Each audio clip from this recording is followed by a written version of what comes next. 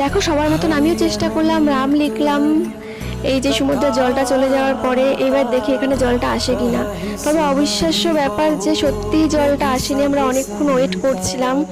তো রাম নাম মোছার ক্ষমতা স্বয়ং সমুদ্র দেবেরও হয়নি, তো আমরা তো কোথায় কি।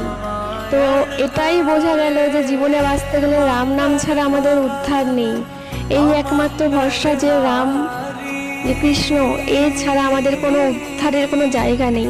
তো সবাই বলো রাম রাম হরে কৃষ্ণ, এর থেকে বড় কথা আর কিচ্ছু হয় না। তো আমি ভগবানের কাছে ক্ষমা চাইছি, এটা আমি না জেনে করেছি, ট্রেন্ডিংয়ের জন্য করেছি, সবাই করছে বলে।